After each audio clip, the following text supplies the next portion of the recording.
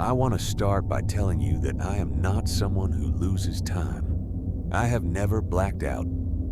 I have never sleepwalked. I have never woken up somewhere I didn't expect to be or done something I had no memory of doing. In 31 years of life, I have been, if nothing else, reliably present in my own existence. Which is why what happened on the morning of Saturday the 14th changed everything I thought I knew about myself. I woke up at 7:43 a.m. Normal enough. I am an early riser. I had gone to bed the previous night, a Friday, at around 10:30. Alone. My apartment. Nothing unusual about the evening.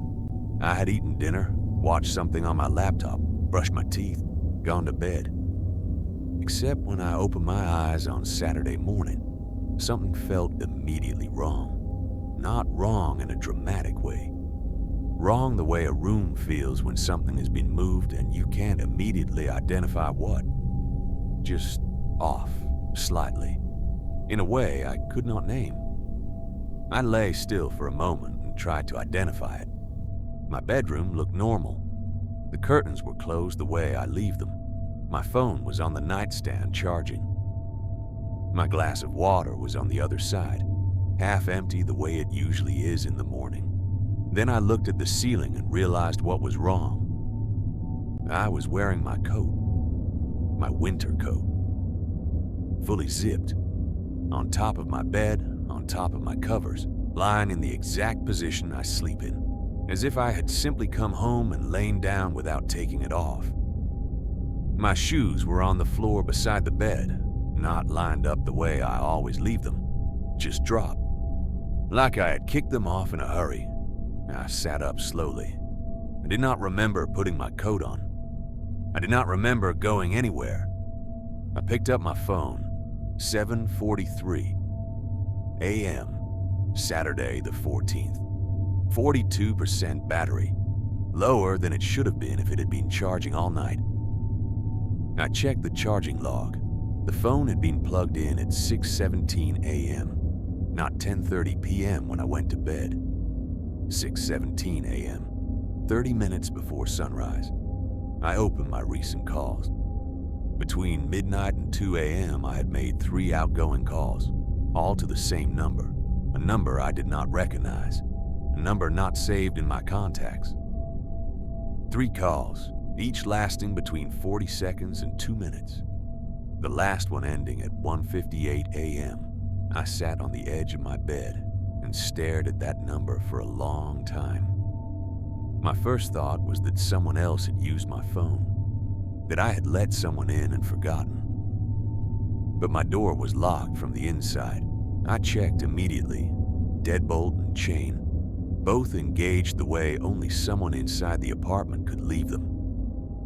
My second thought was some kind of medical episode. Sleepwalking, dissociation, something I had no framework for, because nothing like this had ever happened to me before. My third thought, the one I kept pushing away but kept coming back to, was simply, where was I between 10:30 p.m.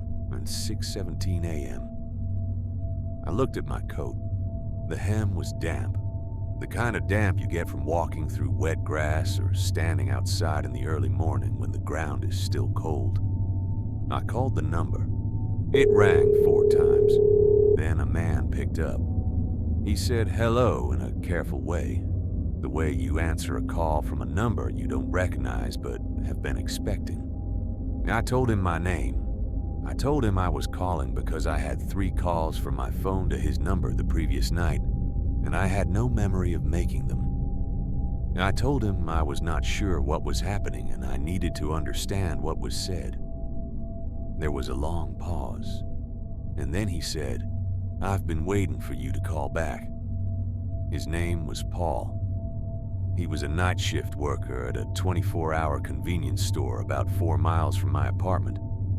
He said I had called him 3 times between midnight and 2 a.m. He said on the first call I'd said nothing, just breathing, and then hung up. On the second call I'd said his store's name and asked if he was open. He had said yes. On the third call, the 2-minute one, I'd sounded frightened. He said I kept repeating an address. The same address over and over in a low voice, like I was reading it from something or trying to memorize it. Then the line went dead. I asked him for the address. He had written it down. He read it to me slowly. I did not recognize it. I thanked him and hung up.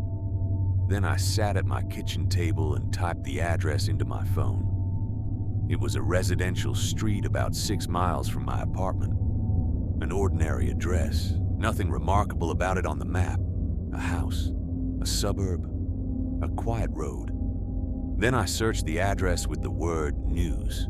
The first result was a local newspaper article from 2 years earlier. A woman had gone missing from that address, 34 years old. Had left for work one morning and never arrived. Her car was found 3 days later at a rest stop 40 miles away. No signs of struggle, no witnesses, no leads. The case was listed as unsolved. I read the article twice. Then I read the woman's name. Her last name was my mother's maiden name. I want to be careful here about what I say next, because I know how this sounds. I know that a shared last name is not a connection. My mother's maiden name is not uncommon. There could be dozens of women in this city with that name. The fact that this particular woman disappeared from this particular address that I apparently repeated over and over in a phone call I have no memory of making.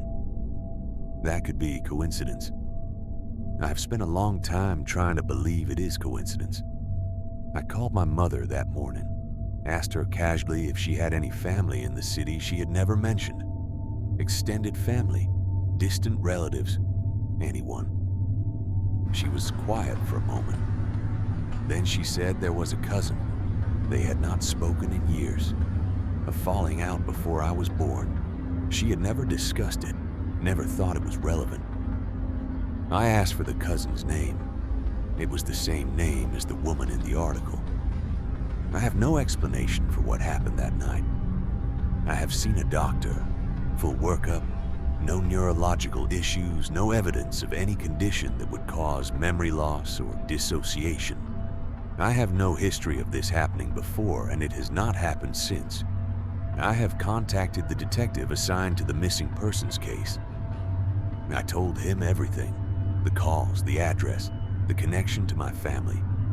He took my statement.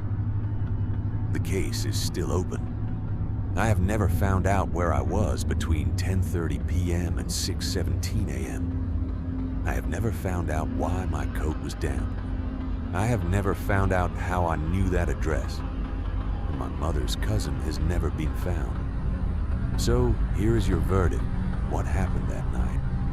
Was it medical, psychological, something else entirely? And if you woke up wearing your coat with no memory of the night before, would you have called that number? Drop your verdict in the comments. This is one story where I genuinely want to know what you think happened. And if stories like this one hit different for you, the kind that stay with you long after they're over, then you're exactly who this channel is for. Hit subscribe and turn on notifications. Every week I bring you a new story. Real situations, real people, real consequences. No filler, no fluff. Just the kind of story you can't stop thinking about. We're just getting started on the Untold verdict, and the best stories are still coming. This has been the Untold verdict. Every side of the story, you decide.